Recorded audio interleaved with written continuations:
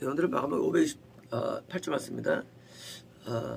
지금 대제사장 뜰에서 지금 신문받을 때의 경우이기 때문에 대제사장이 한가운데서 일어나서 앉았었나 봐요. 이제 앉아서 재판을 진행하는 과정이었는데 앉았다가 이러했던 얘기는 뭔가 흥분하거나 결정적일 때 일어나죠. 이제 한가운데서 일어나서 예수님께 말하기를 너는 아무것도 대답하지 않느냐? 신기하죠. 보통 우리가 신문 받으면 말도 안 되는 얘기하니까 당연히 대답을 할 수밖에 없잖아요. 근데 예수님께서는 한마디도 안 하신 거예요. 물론 이사야에서 예언이 있죠. 예언이 있는데 한마디 대답을 안 하신 것입니다. 사실 이게 쉽지 않은 거죠. 나에 대해서 잘못된 걸 말하는데 어떤 사람이 그런 가운데 나를 변호해서 아니라고 하겠습니까? 아무 말 안 하겠습니까? 근데 이제 예수님께서는 한마디도 안 하셨습니다. 이 자들이 너에게 무엇을 고사하느냐? 자, 이제 지금 아마 여기 있는 내용, 성전을 허물고 짓겠다는 내용 외에도 많은 내용들이 있었을 것입니다. 근데 이제 예수님께서 뭐 고순지 알아? 하고 지금 어이가 없는 거죠. 너무 어이가 없는 거죠. 있을 수 없는 거니까 흥분한 거죠. 왜 지금 원래 피고인, 범죄인의 이 자백이 되게 중요하거든요. 우리가 이 법에서 범죄인의 자백, 또 하나는 이제 실제적인 물증, 이게 중요한 거지 증인들이 일로 판단할 수 있는 게 원래 아니거든요. 이 증인만으로 판단하는 건 원래 법에 이건 원래 없는 거예요. 본인의 자백 또는 실제 그 일을 한 것에 정확한 과학적 물증이 있어야 되는데 이건 지금 자백도 없고 물증이 있을 수 없죠. 그러니까 없으니까 지금 흥분해서 일하는 겁니다. 그래서 이제 뭘 고생하고 이제 유도하는 거예요. 유도하는 거. 너 뭐라고? 네가 한번 말해봐. 유도하는 거. 그러면 이제 본인이 맞다고 하면 그래 너 유지해야 되는 것이고 아니라면 다시 증인을 통해서 그걸 또 공방에 가셔야 되는데 그런 거 없는 겁니다. 물었습니다. 그러나 그분은 그때도 여전히 또 잠잠하신 거예요. 여전히. 이때 대장이 이제 봤을 때 대장이 권위가 있지 않습니까? 그래도 최고 총수인데 물었을 때 잠잠하고 아무것도 대답 안 하셨습니다. 그러니까 이제 예수님의 지금 요즘 오늘 저거 묵비권 요즘 오늘 묵비권을 행사하시는데 이게 사실은 묵비권은 사실은 최근에 나온 어떤 그런 법적인 어떤 대응책이죠. 옛날에는 이게 없었죠. 묵비권. 오히려 한마디로 말씀을 안 하시는 게 둘 중에 하나죠. 이 말을 인정한다거나 또는 거부하는 강력한 우리 행사죠. 넌 떠들어라. 나는 아니야. 라는 말 표현될 수 있고요. 또는 이제 네가 한마디로 다 그래. 인정될 수 있고. 근데 어떤 것이 있겠습니까? 이것이. 그것은 사실은 네가 하는 모든 말들은 인정할 수 없다는 쪽이 아니겠습니까? 그렇잖아요. 어떤 사람이 자기가 말을 안 할 때 맞습니다. 이래서 있겠습니까? 말 안 하면서 엄마 말 다 맞아요. 그래서 없어요. 우리가 너무나 이게 말이 안 되면 아예 한 거조차 안 합니다. 그냥 넌 떠들어라. 말이냐 하고 이제 거꾸로 말을 안 한 겁니다. 지금 대제사장이나 다른 증인들의 모든 말들이 뭐예요? 너무 말도 안 되니까 예수님께서는 말씀을 안 하신 것이지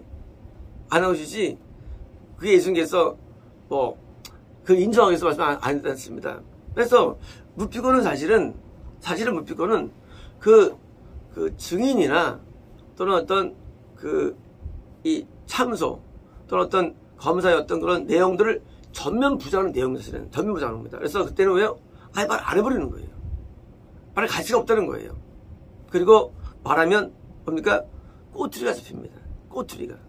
사람 말하는 과정 어떻습니까? 과정에서 괜히 헛말이 나와요. 그러면 그 말 때문에 다시 또 엮이는 거예요. 그러니까 아예 말을 안 해버린 것입니다. 안 하면 상대 내조를 증명해야 돼요. 증명해야 돼요. 상대방이요. 증명해야 되는데 증인만으로 안 되거든요. 또 증인들도 일치가 안 되니까. 그러니까 오히려 더 유리할 수가 많은 겁니다. 하지만 예수님께서 지금 말씀을 하지 않은 이유가 너희가 좀 우스워. 나는 너희에 대해서 한번 안 해. 내가 오라. 때문일까요? 분명히 이사야서에서 그런 성양과 같이 잠잠했다고 되어 있습니다. 뭘까요? 예수님은 지금 사실 십자가를 받아들이는 장면을 찾으겠습니다. 어차피 예수님께서 말씀하셔도 십자가를 지시는 거예요. 헤스면 동사에서 땀이 피같이 기도하셨을 때 그 잔을 받아들이시죠. 그래서 아주 언딜 없어집니까? 십자가를 받아들이는 장면입니다. 내가 말을 해도 결론은 유죄고 말을 안 해도 유죄가 된 것을 아신 거예요. 유죄와 무죄가 우리 어떤 항구에 결정되는 게 아닙니다. 내가 잘 마크하면 무죄가 되고 내가 또 좀 실수하면 무죄는 게 아니라 이미 십자가는요 정해진 거예요. 이미 예수님은요 하나님의 어떤 뜻 가운데 저를 지게 돼 있어요. 그러니까 예수님께서 어떤 중이 많이 나와도 이거를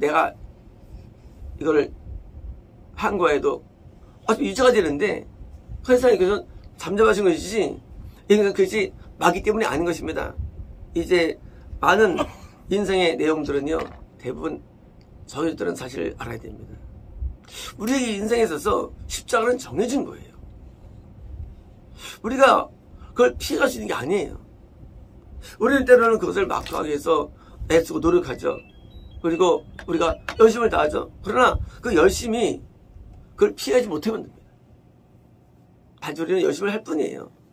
하나님께서 우리에게 대해서 십자가를 준비했다면 우리는 십자가를 집속이 없는 운명으로 가는 겁니다. 우리 많은 위대한 그 사람들이 이런 나중에 최후의 감옥에서 죽고 또는 이제 화형을 당하고 또는 이제 처형을 당하는 장면을 많이 보게 되죠. 그때 이럴 수 있나고 광물하지만 사실은 그것이 하나님께서 이미 입에 있던 사실의 그 자체가요. 십자가 준비된 거예요. 그래서 많은 초대교회 교부들도 뭐 죽임을 당했죠. 그때 우리가 그들이 왜 그렇게 했을까? 좀 막을 좀 잘하지. 아니 지금 말도 못해? 할지 모르지만 그러나 궁극적으로는 여기서 그것을 다 그들을 입에 놓으신 거예요. 그래서 우리가 뭐 말을 잘한다고 해가지고 내가 이제 어떤 프레임을 잘 만들어가지고 내가 무죄임을 증명한다고 무죄인 게 아니에요. 그래서 우리가 기울이는 모든 노력들은 뭐예요? 노력들은 사실은 궁극적이지 않습니다. 궁극적으로는 하나님께서 이미 우리에게 모든 것을 다 십자가를 이미 놓으셨어요. 우리는 정한 대로는 가게 되는 거예요. 그렇지 않다면 사도 바울이 재판 오래 받은 다음에 죽을 수 없거든요. 결국 사도 바울 감옥에서 죽게 되죠. 사후년지 죽게 됩니다. 감옥에서. 많은 하나님의 사람들이 결국은 치유는 뭐예요? 못 벗어납니다. 십자가를. 왜요? 이미 그것이 정해졌기 때문이에요. 그래서 저희 운명하는데 심지어 예수님께서는 제자 가운데도 사도 요한과 베드로 있을 때 베드로 너는 네가 띠뛰고 원천한 곳으로 간다. 이미 정해진 거예요. 사도 요한 너는 오래 살면서 내가 감당할 거야. 정해진 거예요. 우리 많은 운명들은요 대부분 정해진 겁니다. 우리 운명에 맞서서 싸울 필요 있어요. 하지만요 그러나 그 싸우는 것이 자체가 운명을 바꾸지 못해요. 바꾸지 못해요. 그래서 우리는 하나님의 주권에 우리가 순응하는 겁니다. 십자가가 뭘까요? 십자가는요 주권의 순응이에요. 주권의 순응. 이미 우리에게 모든 것들은 대부분 정해졌습니다. 십자가예요. 근데 우리에 대해서 우리가 항거해가지고 스스로 힘들어하면요 나만 손해가 되는 거예요. 이미 예비돼 있어요. 남자들이 군대 일을 좋아하죠. 그래서 옛날에 군대 일 안 가려고 막 이제 뭐 백을 쓰고 막 하죠. 그래서 군대를 갔다 온 군대에서 그런 에피소드들이 많이 있죠. 사실은 군대를 안 갈 수가 없어요. 왜? 국방이 의무이기 때문에. 마찬가지로 우리에게 십자가는 의무이지 선택이 아니에요. 이건 이미 의무예요. 십자가는. 당연히 져야 되는 거예요. 물론 그전에도 십자가를 많이 지고 왔죠. 왜? 예수님을 따를 때부터 십자가를 들고 가라요. 따를 때부터 하는 뜻 때문에 내가 내 인생이 사실은요, 내 인생이 아닌 거예요. 근데 맨 마지막에도 거기도 영광이 기다리지 않는다는 사실이에요. 우리는 대부분 내 이제까지 하나님을 섬기려고 많은 애를 쓰고 살아왔습니다. 하나님 내게 이제 영광을 주십시오 할 그 시점에도 하나님께서는 우리에게 뭡니까? 십자가를 지어주십니다. 그래서 이 땅에서 영광이 없어요. 이때 영광은 없어요. 우리는 처음 예수를 믿을 때부터 십자가를 들고 갑니다. 근데 점점 십자가가 커져요. 맨 마지막에도 이제는 살겠자면 왜요? 아니에요. 그때도 이미 십자가가 주어지는데 드디어 예수께서 십자가를 지는 운명을 맞이한다는 겁니다. 우리는 예외가 될까요? 아니에요. 우리도 예외 없습니다. 누구든지 예수를 따르는 자들은요, 하나님께서 정해 주신 십자가를 다 지는데 누가 큰 십자가를 지르나예요. 왜? 그것이 그 다음 복음 전파에 영향을 주기 때문입니다. 십자가를 통해서 구속을 이루셨고 우리에게 새로운 통치를 받는 것과 마찬가지로 내가 십자가를 크게 지를수록 어떻습니까? 내 뒤에 후손들이 은혜와 구원으로 오게 되는 거예요. 로마에서 베드로가 처형당하죠. 사도 바울이 처형당하죠. 또 3년간 동안 많은 카타콤에서 순교가 일어나죠. 그리고 그 신앙이 오랫동안 유럽의 영적인 꿈을 피운 거예요. 왜 유럽이 그렇게 오랫동안 하나님 앞에 축복받았을까요? 그리고 그 축복이 이 영국으로 이어지고 미국으로 이어졌을까요? 그대로 뭐예요? 라틴 문화입니다. 라틴 문화, 라틴은 로마를 의미합니다. 네 번째 짐승을 말해요.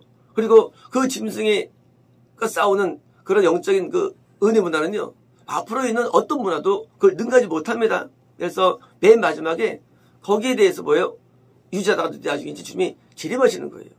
이제 라틴에 있었던 그런 그 수많은 어떤 그런 은혜들을 어디서 왔을까요? 그것은 300년이라는 그 핍박과 순교를 감당한 그들의 선조들의 믿음 때문입니다.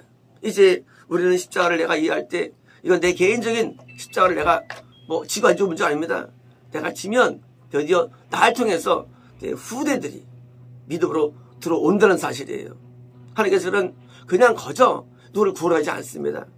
예수께서 희생을 통해서 내가 구원받은 것처럼 마찬가지로 내도 내 희생을 통해서 남을 구원하는 거예요. 그런데 어떤 희생이냐? 그 희생은 죽음이라는 희생입니다. 내 생명을 드려야만 다음에 생명을 얻는데 이 육신의 생명이 아니라 뭔가 내가 육신을 드리면 내 영혼만 아니라 남의 영혼까지 구하는 뭡니까? 영혼으로서의 생명을 얻게 되는 겁니다.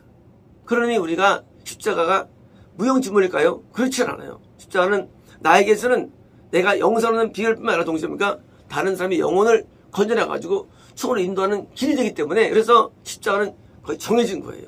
이제 우리가 우리의 모든 미래를 생각할 때 우리는 내 인생에 영광이 있을 것이다 라는 생각 자체는 오염된 생각들입니다. 우리는 맨 마지막에 십자가가 있을 뿐입니다.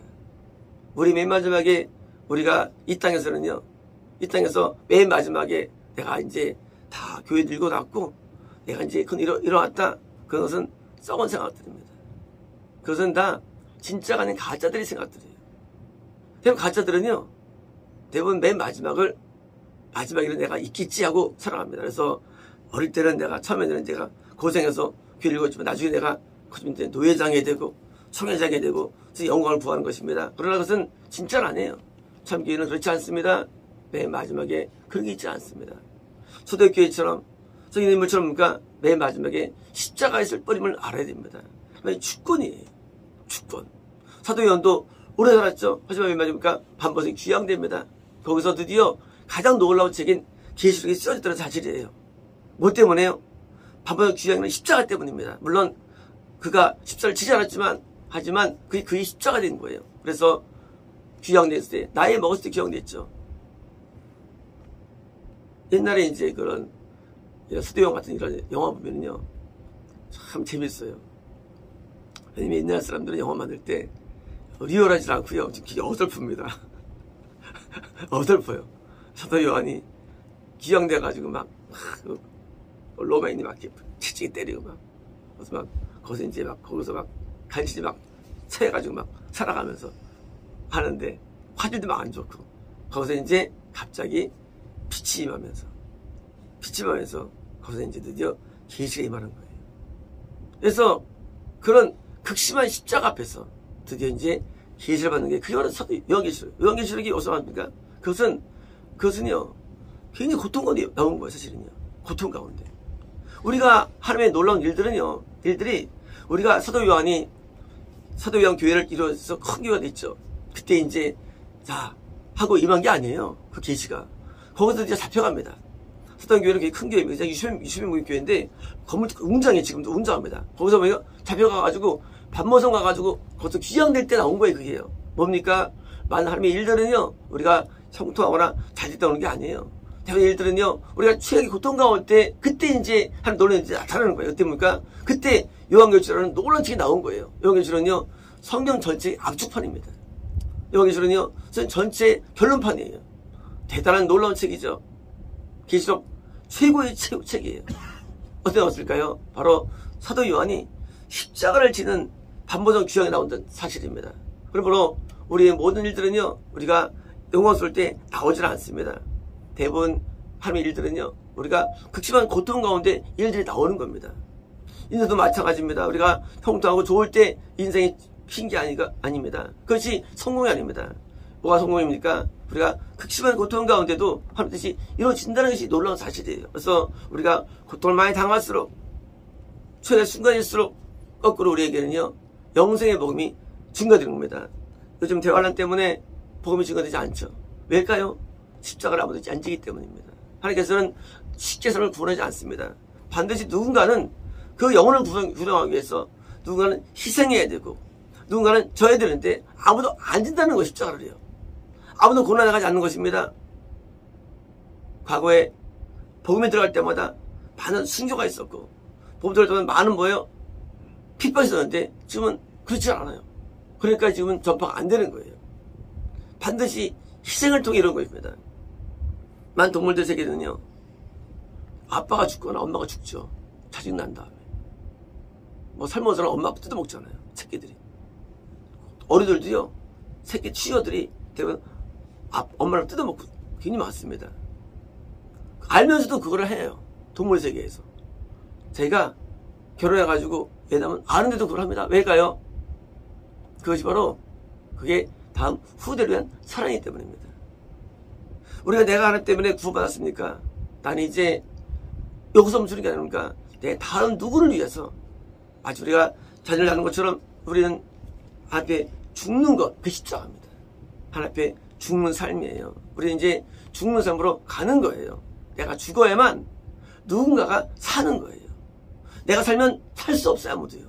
내가 죽으면 누가 사는데 우리의 후대가 사는 거예요. 그래서 우리가 원십자를 려가지고 갈 때 어떻게 합니까? 그 주를 통해서도요 후대의 영혼이 피어나고 삽니다. 이제 그런 영광이 어디서 오느냐? 그게 바로 십자가에서 오는 영광입니다. 이 영광은 어떤 영광일까요? 구원으로의 영광입니다. 영생의 영광이에요. 이런 영광들이 그냥 오는 게 아니라 그냥 접으러 오는 게 아닙니다. 설명이 아닙니다. 뭡니까? 그런 지불대할 사건. 그게 바로 십자가며 십자가는 예정된 것이기 때문에 우리가 항고를 많이 하거나 서거나 좌우하지 않고 입을 다물어도 여전히 합뜻은 이루어지기 때문에 예수님께서는 잠잠하셔 하십니다. 마치겠습니다.